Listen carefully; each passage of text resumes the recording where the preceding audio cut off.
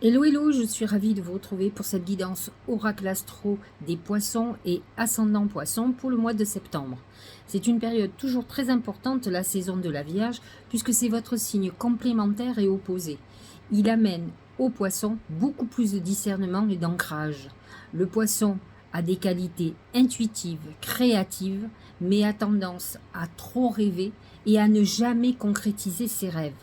Son plaisir, c'est de contempler, de rêver à sa vie, mais rarement il la met à exécution. Ce que l'énergie de la Vierge va lui amener, cette volonté que dans le concret se réalisent ses rêves, ses méditations et ses contemplations.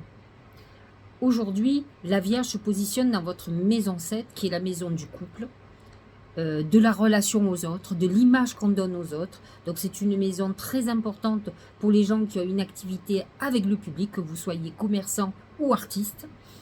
Et c'est la maison des partenariats, de vos associés. Le soleil va mettre en lumière cette maison. Donc regardez ce qui se passe, d'autant plus qu'il y a une pleine lune le 31 août qui sera exactement dans cet axe. Soleil Vierge, lune en Poisson, en conjonction avec Saturne. Et là, votre nature Poisson va être remise en question. Il peut y avoir des moments de restriction. Ne voyez pas la restriction comme une punition. Vous pouvez la vivre comme une frustration, certes, mais c'est un moment très important pour prendre conscience de ce qui freine votre progression. Vous avez les qualités et l'évolution nécessaires pour travailler avec votre intuition. Il vous manque ce côté pragmatique que va vous apporter la Vierge. Donc, utilisez un côté rationnel Vierge et utilisez votre intuition pour continuer à être guidé sur la bonne voie. Mercure est rétrograde en Vierge aussi, et c'est vrai qu'il va vous amener à réfléchir, à signer des contrats, à vous associer avec quelqu'un, à faire un partenariat. C'est ce qui va vous importer de façon primordiale. Mercure va redevenir direct. Il est possible pendant cette période de rétrogradation que vous ayez été dans une période de remise en question profonde, peut-être même d'un couple, peut-être avez-vous eu des discussions un peu houleuses, et là, ça va être l'heure des prises de décision. Si effectivement, votre couple, votre association, ou le rapport que vous avez avec votre clientèle n'est pas bon, vous devez changer la donne. Peut-être devez-vous être beaucoup plus lucide sur la problématique. Alors, lorsque les planètes vont passer en balance, nous avons déjà Mars qui est déjà positionné dans la balance. Et là, il se positionne dans votre maison 8, qui est une maison... Alors, Mars, c'est l'action. C'est le conflit aussi. Et c'est la sexualité. Mars, dans la balance, va vous amener à agir pour la justice. La maison 8, c'est la maison de la transformation, c'est la maison de la sexualité, mais c'est la maison aussi, c'est une maison financière qui, on dit, qui est la maison de la perte financière et des gains financiers. Il faut faire très attention parce que la maison 8, elle alterne souvent perte financière et gains financiers. Donc à vous de voir, peut-être avez-vous des dettes, avez-vous des problématiques financières, et là vous devez agir au maximum pour régler ce problème. C'est un problème qui vous empêche d'être équilibré. La balance a besoin d'harmonie et de paix intérieure, et Mars va vous aider à travailler dans ce sens pour retrouver la paix intérieure. D'autant plus que le Soleil va rejoindre Mars à partir du 23 septembre. Et là, effectivement, vos objectifs vont être l'harmonie, le couple, la stabilité. Voyez tout le travail que vous aurez fait avec la Vierge qui va porter ses fruits lorsque le Soleil, et même pendant que Mars sera dans la balance, pour agir dans ce sens. Pluton est en Capricorne, il est dans un signe ami pour vous, c'est la maison 11, ça amène une transformation très importante dans votre environnement amical. Et cette maison 11, c'est la maison des protections, des défunts. Et ce Pluton va vous permettre de vous reconnecter à vos défunts. Saturne est dans votre signe, il vous met en épreuve. il vous amène beaucoup de restrictions. En fait, il n'y a pas 50 choses à comprendre. Si vous agissez pas avec le cœur, pour un intérêt. Parfois, les poissons ont un côté un peu intéressé. Alors attention, pas tous, hein, bien entendu, mais ils peuvent agir. Vous allez vous retrouver dans une période d'épreuve. Si vous avez été trop contemplatif, dans l'attente, Saturne va vous mettre dans des limites qui peuvent être frustrantes, mais qui vous demandent de prendre vos responsabilités. Saturne, c'est le dieu du karma, c'est le dieu de la maturité et de la responsabilité. Alors voyez la situation dans laquelle vous êtes, quelle est votre part de responsabilité. Ayez l'objectivité de vous poser et de réfléchir pourquoi vous êtes dans une telle situation. Ne cherchez pas la raison chez les autres, vous la trouverez chez vous. C'est ça Saturne. Donc à vous de réfléchir. Il ne faut pas oublier que Neptune est dans votre signe depuis longtemps. À la fois, il a pu amener une créativité extraordinaire, mais il a pu amener aussi l'illusion totale. Même si Neptune en Poisson est normalement très chanceux, qui vous reconnecte à votre spiritualité, il peut amener des illusions, des choses éphémères, des trahisons, des révélations de choses cachées qui ont pu vous heurter. Dieu sait si le Poisson est hypersensible. Notre karma est en Bélier, il y est depuis peu, il a quitté le Taureau, et là il est positionné dans votre maison 2, donc il est au niveau de la finance. Donc vous devez pendant 2 ans et demi vous trouver confronté quand même, enfin ou 1 an et demi, vous confronter à tout ce qui est d'ordre financier. Dans le Bélier, on vous demande d'agir, d'être plus agressif ou agressive dans le gain financier, et peut-être penser à votre avenir, à votre patrimoine à venir. J'ai envie de vous dire de préparer la retraite. Jupiter, lui, est en Taureau, ça vous le savez, toute l'année, jusqu'au mois de mai l'année prochaine. Il va être rétrograde à partir du 5 septembre. Il est positionné dans votre maison 3. Jupiter en Taureau amène beaucoup d'abondance, en principe d'abondance financière. Là, ça peut être une abondance relationnelle, de communication. C'est très bon pour les gens qui écrivent, qui sont dans l'enseignement aussi, ou qui reprennent des études, qui se forment. Jupiter va vous amener beaucoup de perspectives et peut-être la possibilité d'avoir un très bon réseau et de rencontrer du monde, peut-être même pour des activités nouvelles professionnelles. D'ailleurs, comme il n'est pas très loin d'Uranus, au plus ils s'approchent l'un de l'autre, ils peuvent amener des opportunités soudaines qui peuvent changer la donne. Pour certains, avec Uranus dans votre maison 3, donc pour les poissons, ça peut être les médias qui peuvent être très importants pour vous. Nous allons finir avec Vénus qui est dans le signe du Lion, vous le savez, dans votre maison 6. Alors, surveillez tout ce qui est gynécologique pour les femmes, pour les hommes tout ce qui est prostate et tout ce qui est urinaire. Ça peut être un problème. Heureusement, Vénus va être direct à partir du 5 septembre, mais Vénus en 6 amène des soucis de santé au niveau aussi cardiaque et tout ce qui est lié à la nourriture. Donc, peut-être, j'ai envie de vous dire que vous devriez mettre un petit peu plus de plaisir dans votre vie. Peut-être que vous auriez moins de soucis de santé. En tout cas, Vénus vous demande quand même de surveiller tout ce qui est santé et de mettre du plaisir dans vos activités, dans votre quotidien. La maison 6, c'est la maison des routines quotidiennes et le lion a envie de s'amuser. Donc, Vénus, plus particulièrement aussi. Donc, elle vous demande peut-être de mettre beaucoup plus de plaisir dans votre vie. Alors, je vous l'ai dit, la pleine lune en Poisson dans votre signe sera effective le 31 août. Mais nous aurons aussi une nouvelle lune le 15 septembre à presque 22 degrés de la Vierge qui sera dans votre maison 7.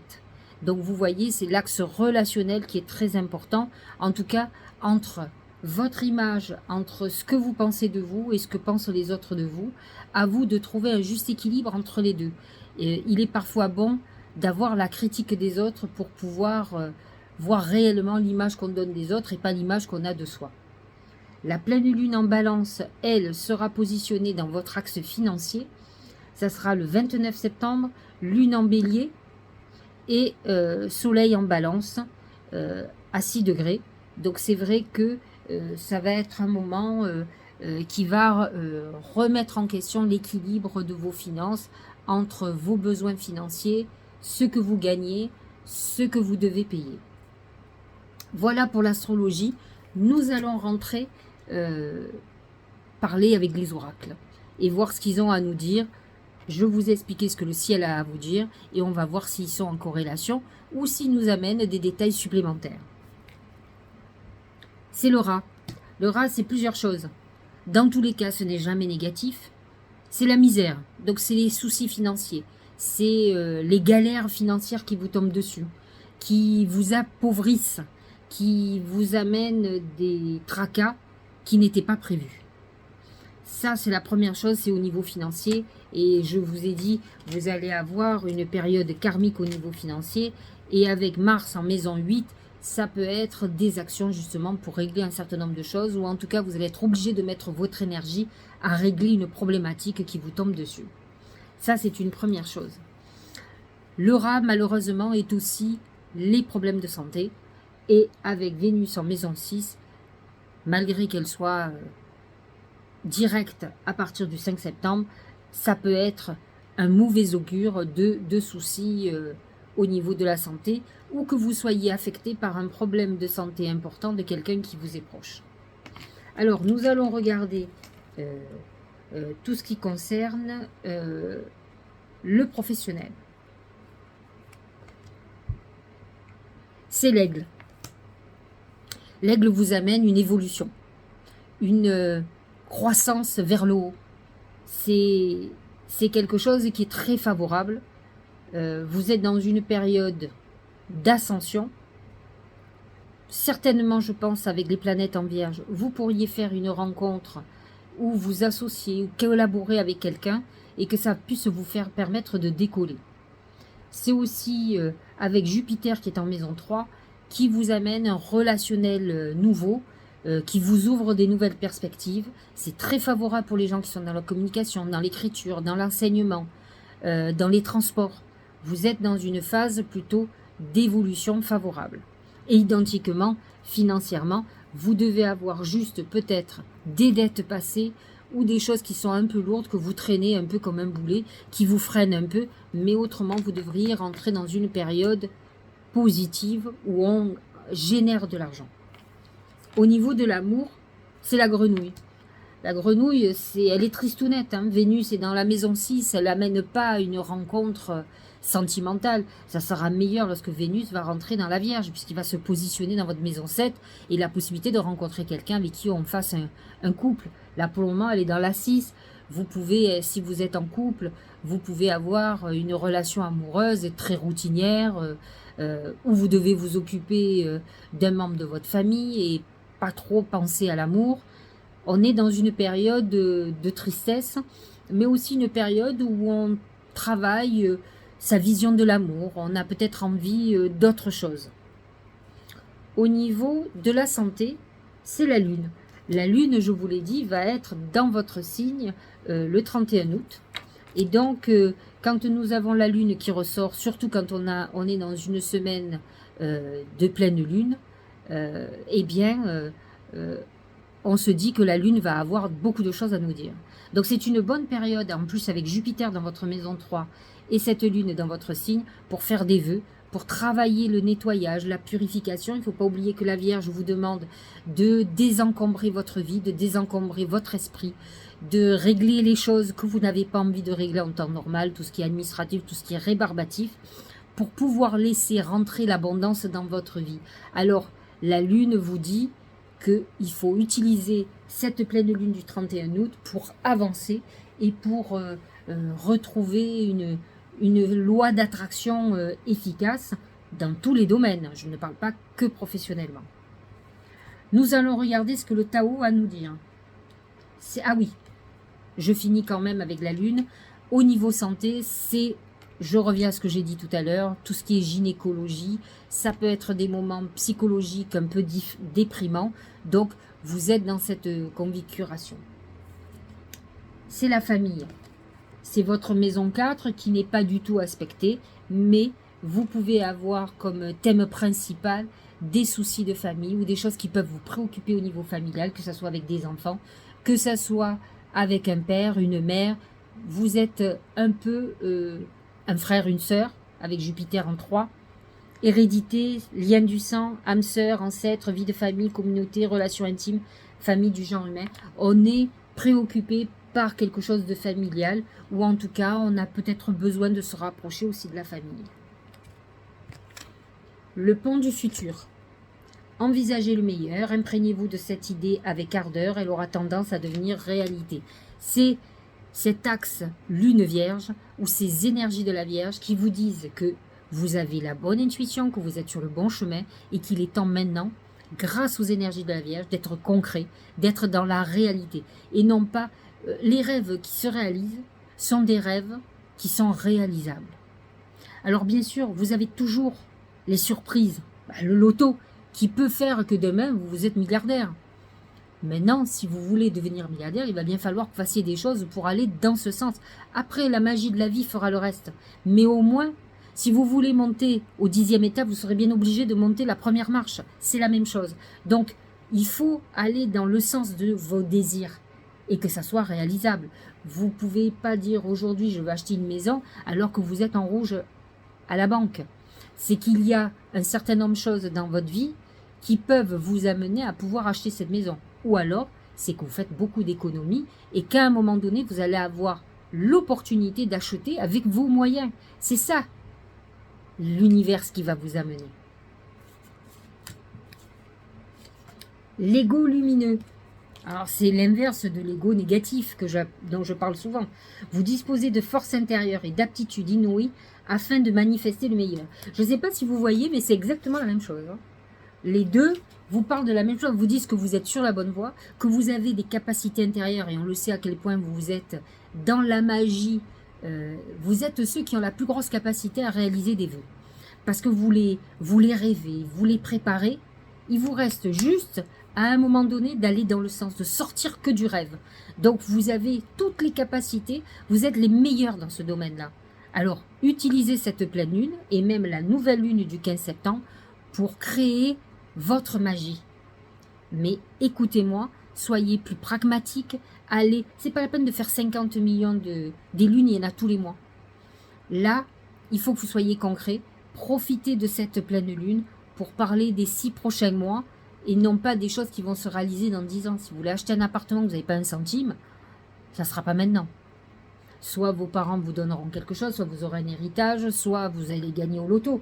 Mais ça fait partie du hasard. Donc, réfléchissez bien à ce que vous avez besoin dans l'immédiat et dans les 6 prochains mois. La beauté.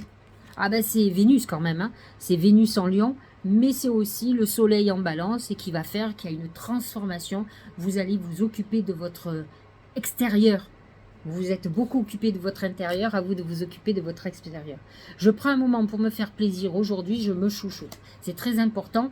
La Vierge, les planètes en Vierge et la pleine lune du Poisson, c'est aussi une pleine lune où on doit prendre soin de soi. C'est une pleine lune de guérison, il ne faut pas l'oublier aussi.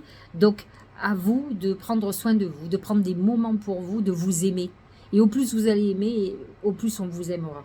Vous verrez. Se remettre en question. J'ai déjà eu le message qui vous dit de vous remettre en question. Te poses-tu la question de savoir si tes actions ont une incidence sur ta situation actuelle ou le conflit que tu vis? Il est maintenant temps de le faire. Repense à tes agissements et évalue ta part de responsabilité. C'est Saturne. Saturne dans votre signe pendant 2 ans et demi va vous demander de sortir du Calimero, vous voyez, de la victimisation. Celui qui avance, c'est celui qui prend sa part de responsabilité, qui ne s'occupe pas de la responsabilité de l'autre. De toute façon, je l'ai souvent expliqué, dites-vous que quelqu'un ne vous fait que ce que vous lui permettez de faire. Il suffit de dire non, de refuser quelque chose, et vous verrez que vous arrêterez la personne dans son élan. Que ce soit en amour, que ce soit professionnel, tout dépend comment on dit les choses. Je ne vous ai pas dit d'être frontal, mais il suffit de refuser. À vous de refuser qu'on vous fasse du mal, qu'on vous maltraite, qu'on ne vous aime pas. Quittez les personnes qui ne vous aiment pas. Entourez-vous de gens aimants. On ne peut pas être aimé de tout le monde, mais on ne peut pas être aimé des gens qu'on a décidé qu'on voulait qu'ils nous aiment non plus. Ça ne se décide pas. C'est une alchimie, c'est une magie l'amour.